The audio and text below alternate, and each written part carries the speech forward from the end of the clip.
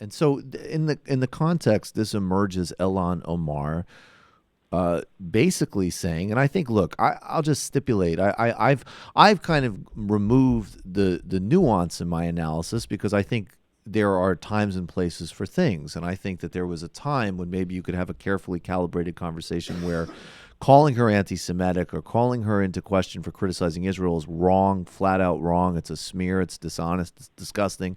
And then you could say some of her language, particularly actually language that she used.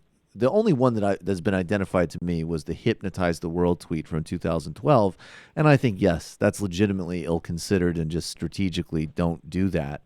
But we're at a point now where a sitting congresswoman has had a target put on her back in an act of political terrorism to keep her from speaking honestly and freely on the conduct of a sovereign nation state, in the same way, frankly, she has on many others. And it's exposed fault lines in the Democratic Party that it seems to me people like Nancy Pelosi are just not adroit enough to read, because, there are those of us who are, in that coalition who are younger, who not only don't want her to be in any way condemned or silenced, we find the whole exercise to be bigoted and disgusting. Anyways, you can tell I have a lot of feelings about this, but that's my preamble, Professor, and feel free to correct me or elaborate either way. No, I'm with you. I think, admittedly, I think some of the brouhaha is because Ilhan Omar is coming from a subculture that doesn't practice the rhetorical nuances of American politics. Right. And so, people who grow up in the United States are in politics, are aware, that the Israel lobbies are powerful. And they may have mixed feelings about this in some instances, but they don't think it's illegitimate. Right. Because they're also aware that there's lots of ethnic lobbies in the United States. I mean, Nancy Pelosi led a charge to try to get the Turkish government to admit the Armenian genocide. Why? Because there's lots of Armenians in her district in San Francisco, and they wanted her to do that. So I think the line you cross is when you say that the Israel lobbies are a manifestation of Jewish power that is somehow illegitimate, or as you say, the hypnotizes, or is somehow out of the mainstream, because it's not. Right. It's just how politics are done in the United States. If you have an interest and you don't have a lobby, then you're stupid. Right. So I think she didn't come up through that system. Right. And in her subculture, which focuses on the injustices of the occupation, which is something that Americans don't generally talk about. I mean, You and I have talked about it here, but let's face it, there is almost never a report on CNN or MSNBC on what's going on in the West Bank. Right. Almost never. And so this is just not up for conversation. And so what she's thinking about is, why is this massive injustice being allowed to go on, and why are people attacking her for speaking out on it, and more particularly people who don't seem to have a dog in the fight in ordinary terms. And then she's saying, well, it's because AIPAC is directing organizations to give money to their campaigns. It's all about the Benjamins. And this I had no problem with that one. Yeah, I think that's true. That's true. Right. Sorry. It's the other side of the coin, that there's nothing illegitimate about it either. But that's what's objectionable to the attacks on her, is that she's now not being attacked for somehow suggesting that Jewish political interests in the United States are being expressed in a illegitimate way. She didn't say that. Right. She's being attacked for simply pointing out the truth, which is that there are Israel lobbies, and they are influential. And if you're going to attack somebody as a racist for saying that, then the word racist just has no longer any meaning. Well, that's the other amazing thing is that they're deploying, and again, I always say that some of my critiques of certain misuses of identity politics go back, in fact, to early conversations I had on Israel, where I was like, no, because I share an identity with somebody, I'm not going to support them utterly subjugating another group of people. Sorry. And that's not an argument, let alone a justification for the obscenity of these policies. And so we're in a situation where, of course, this whole conversation is loaded with a huge amount of racism and xenophobia and Islamophobia targeted at her. And then, you have these grotesque spectacles of Steve Scalise, who literally called himself David Duke without the baggage, actually indirectly implying that she has dual loyalty in terms of getting intelligence briefings, something that she never did in terms of, what people are lying about what she said. And it just, and I'm wondering, though, if the dam is kind of breaking here. I mean, Bernie Sanders had her back in a very clear way. And what's interesting is it seems like everybody's showing the ball, because some people like me are coming forward and saying, hey, look, my politics are such that I want everybody to have full equal democracy, cultural rights, security and protection in that area. And in my view, that's probably some type of secular binational state in my ideology.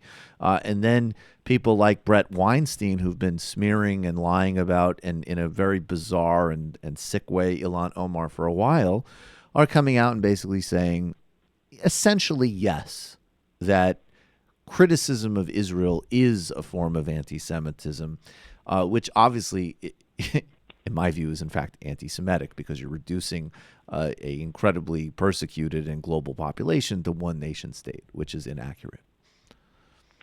Oh, absolutely. Well, I think it's very dangerous for the Jewish communities in the world that this principle of criticizing Israel as anti-Semitic get established, because first of all, we've already discussed about how politics in Israel is horrible. Right. if you're not able to discuss it or criticize it without implicating the entire Jewish community, then that is a backdoor form of extreme anti-Semitism. All Jews don't want to be tagged with Netanyahu, and more especially with Kahana. Right. There's enormous irony that because of the backlash from the Democratic left, Pelosi is now going to only have a condemnation, a resolution condemning hate speech. But who is a bigger purveyor of hate speech than Benjamin Netanyahu, the Prime Minister of Israel? So it's a little bit Alice in Wonderlandish, but I think that Representative Omar, if she manages to keep her seat and go forward, will eventually find ways of navigating the rhetoric that's necessary to deploy to be effective on this issue. And this is the one place I'm a big supporter of hers. I don't want to undermine her, but I do think if you're talking about political effectiveness, that there are ways of expressing oneself that maybe are more likely to result in actual achievements. Well, and I agree with you, and I think every indication is that she's obviously incredibly talented and diligent, and she'll absorb it. And I think also not only strategically but legitimately. I think she's actually clearly a very empathetic person who's interested and engaged. And I will, I'll say, I didn't think I would contribute money to anybody besides Bernie Sanders, and it wasn't much, but it felt very satisfying to contribute money to her congressional committee, and I hope everybody else will do the same, because she needs. This is a flaring, but ongoingly she's going to need an enormous amount of solidarity and support to fight back against all of just the lies and base bigotry that will be targeted at her. Yeah. Well, the other thing to say, though, is that what she's done is, I think, enormously useful. Yes. In the sense that the Nancy Pelosi's think they're progressive and have never done anything at all for the oppressed Palestinians who are stateless. Right. and in some instances under siege.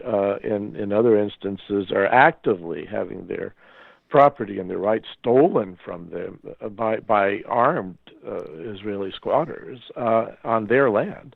And Pelosi won't admit this, has never admitted it, goes to AIPAC and talks about how the alliance with Israel is essential to being American, which is exactly the kind of thing that Ilhan Omar was complaining about.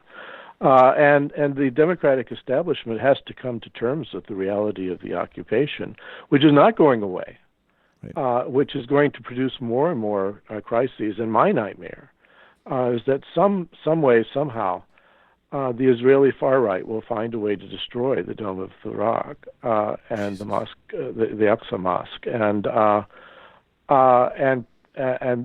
I think they have no idea what that's going to produce in the greater Muslim world, because, in Iraq, Peter Galbraith said that the most successful act of terrorism in Iraq killed no one, which was the blowing up of the Samarra Golden Dome, which was sacred to Shiites, and it kicked off in 2006 a massive civil war in Iraq, and people care about these religious symbols in ways that I think secular pundits don't understand.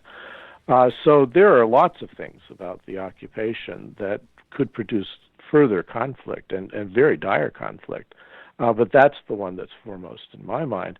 And so the idea that we could, Mitt Romney in 2012 was asked about the Arab-Israeli conflict, and he said, well, we just have to kick the can down the road. There's nothing that can be done. And that is extremely dangerous.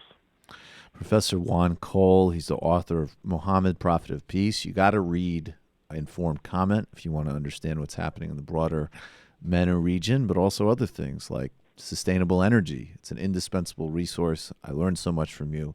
Professor Cole, thank you so much for your time. It's been great talking to you, Mike.